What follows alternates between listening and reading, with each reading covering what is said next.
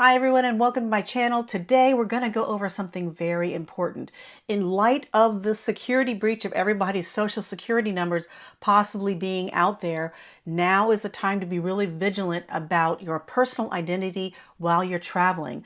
Whether it's a weekend getaway or a month-long adventure, you want to make sure that you are protected during your travel adventures from having thieves who are out there looking for you to get your ID and to get your personal information and make life really miserable for you. So let's get started.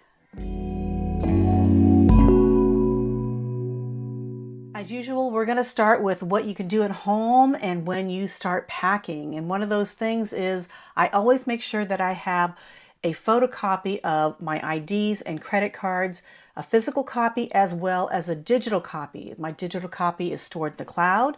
That way I can get to it by computer, tablet, or phone if I need to, but I have a physical copy on me as well in case I can't get to that cloud for whatever reason, and I have some way to prove the cards and when I can call them in.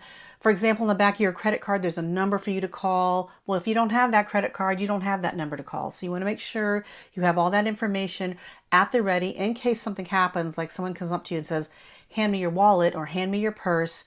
That way you can go back to your hotel or your Airbnb and get all that started to get everything cut off and start getting your identity and your financial records secure.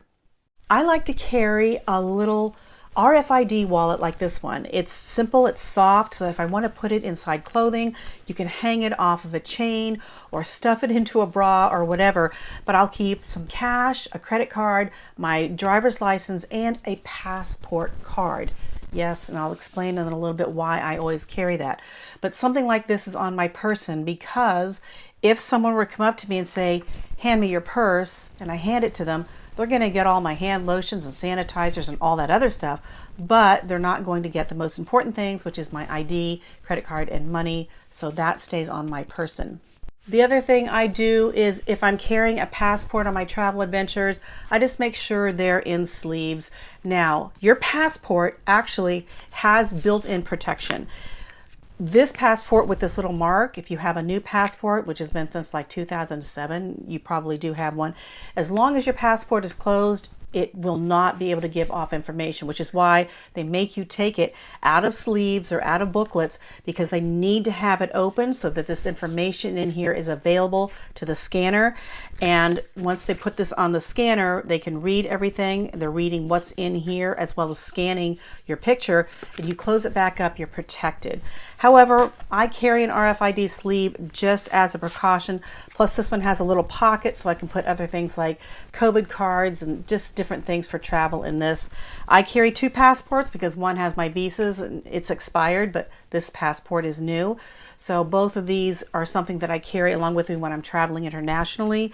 And then again, carrying this as well. Another thing you can do if you want to make sure that while you're traveling, your phone or something isn't hacked or compromised, you can use something like this, which is an EMF or Faraday bag for your phone so that information doesn't get transferred. And I want to let you know, you can test these things really easily. You can put a credit card in here, take it to the store and try to use it. If the credit card works, this is not RFID and it won't work. Or this, if you put your phone in here, put it in, have someone try to call it. It shouldn't ring, it shouldn't accept a text or anything. It should be pretty much like dead. It should go to voicemail. If it doesn't, that means this thing's not working. We tested these out. These actually work. I'm not able to use my credit card. I'm not able to get a phone call through this. So having a couple of these things is nice peace of mind when you're traveling to keep your identity safe. Many times when you're traveling, you have your phone, your laptop, and your computer. And those are things that can be compromised, especially if you go onto an unsecured network to do any sort of getting into your email or uploading, photos to the cloud or anything like that. There are people that can actually hack into these and get into your computer and actually do some real damage. And one way of preventing that is to have a VPN. So you can have a VPN that you can use in your hotel room or your Airbnb, and you can actually enable a VPN on your phone.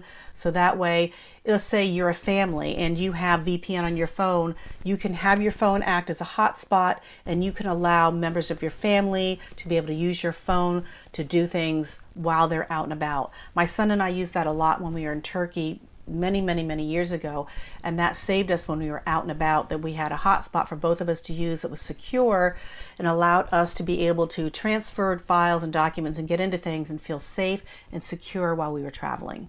Another way they can get to your data is through your power or data cable when you've plugged your device in just to get power. I know it sounds crazy, but they can do that.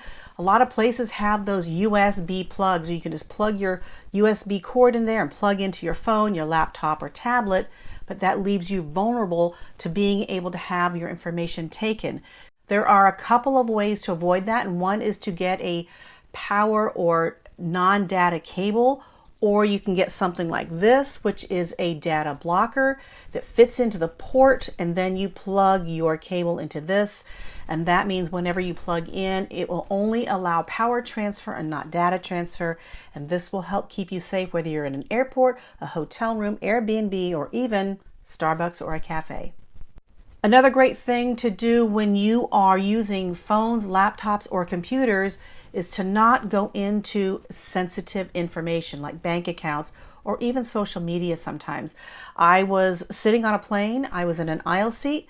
The guy just a little bit in front of me was also in an aisle seat, and he opened up his computer, and I was able to see everything that he had up there. He got into his bank. I knew it was Bank of America, and it was just shocking to me that it was right there that I could see everything. So one of the things you want to do is when you are using a computer or tablet or even a phone is to get something like this, which is a privacy screen. So that way when you're using it, it's clear, but anyone sitting on either side of you is going to see a black screen. And those are great to have, especially in a phone in public when you're standing on a subway or a train or even in line. People tend to look, they see things and they look, and there are some people who don't mean good and they can get that information. And something as simple as just exposing your social media gives your name, where you're at, where you've been, maybe where you've headed. Just be careful about that kind of posting, and using these sort of blockers will help you keep your things really private. Many hotel rooms will provide you with a safe to be able to put your passport and computer and things like that in. But if you're staying at an Airbnb, generally there is not a safe or anything like that for you.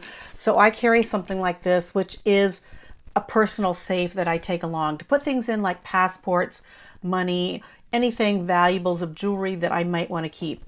Is it completely foolproof? Absolutely not, but neither is that hotel safe.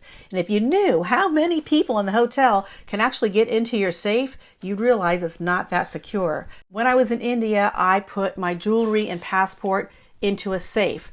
And when I went to go get my jewelry, I couldn't get it out. So we called some guy, he came up, he unlocked the safe, I got my jewelry out, closed it, set my code, blah.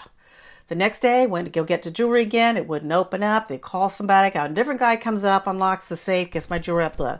At the end of the trip, I went to go get my passport. It wouldn't open up. And I had to call them up. And I was trying to catch a flight. They had to come up and unlock it. They found out something was wrong with the safe. But anyway, that just goes to show a lot of people put things in there. They think it's safe. It may not be. A lot of people can get into it. Or you can be completely locked out of your stuff because you can't get to it. This one, I know it's my code. I can get to it. Keeps it safe. You basically lock this over like, say, a towel bar or a clothing rod or something like that. And what it does is it keeps things pretty secure. Again, not foolproof, just trying to keep an honest man honest and give yourself a little bit of sense of security, just a little bit more security than just leaving things lay out and about. So something like this has worked great for me, especially if I'm at an Airbnb. I want to go over with you why I don't carry my passport when I'm out and about on my travel adventures. Number one, I have never had the need to pull out my passport for any reason. Number two, it's big, it's bulky, I have to figure out a place to put it, and it's just more apt to be stolen or lost or something if I have it. So I keep that either in my personal safe or in the safe in the hotel room, just to keep it, out of the way. Because if you lose your passport when you're traveling, you're pretty much FUBAR because you can't travel without that. So anything that has your visas and your passport, I keep them at home. However, what I will carry is a passport card. And I know this is not good for actually traveling, anywhere internationally except for Canada and Mexico by land and by sea. But if I'm out and about and I have that in that little pouch, what I find is that if I needed to have something with my ID on it or passport number, this already has it on there. It comes with an RFID sleeve. You order it and it comes with that. It's the same size as a driver's license. Plus, if something happened and my passport did get stolen or lost, I have something where I can go to the embassy, the consulate, and say, hey, my passport was stolen. Here is my passport number. Here's my ID. It's me. Can you help me get a new passport? It makes it a lot easier. And also, if I'm traveling in the United States and for some reason I have my wallet with me, but I will keep my passport card back at my destination because I don't carry my passport domestically. That way I can say, hey, at least I can get on my flight with this and get back home and get things started for, hey, my wallet was stolen or lost. Whereas if I just have an ID like my driver's license, I'm FUBAR. I can't get back on the plane or anything. I like to carry 2 forms of ID with me. That way I have a fallback just in case something happens to one of them. If for some reason you think maybe your identity has been stolen, there are many steps that you will need to take to be able to ensure that it doesn't get compromised more or that you are protecting yourself from any sort of other legal issues. And that really is a whole nother video that I will do because I've had my identity stolen, and then I will cover that topic on my new channel. So for those of you who follow me here, I did start a new channel. It's called Juice Life with Eunice. I'll put a link in the video description below. It'll cover a lot of things, not travel, but just other things, and just about life in general, just juicing life basically. But anyway, those things are things you'll want to do if you feel your identity has been stolen. Well, I hope you got some great information on how to keep yourself secure on your travel adventures. Now, I will leave links to things like getting a passport card and all of the products in the video description. And if you could do me a favor, if you like this video and you got some information out of it, could you do me a favor and give me a thumbs up? And also, if you'd like to see more videos about my travel hacks and gear, hit the subscribe button because about every week I put out a new video showing you some of the great things that I use for my travel adventures. Well, I've got to finish getting ready to get all my stuff secure for my next trip. So in the meantime, remember to juice life, drink the joy, keep life simple. Remember to keep all your stuff secure on your travel adventures. I'll see you guys in the next video.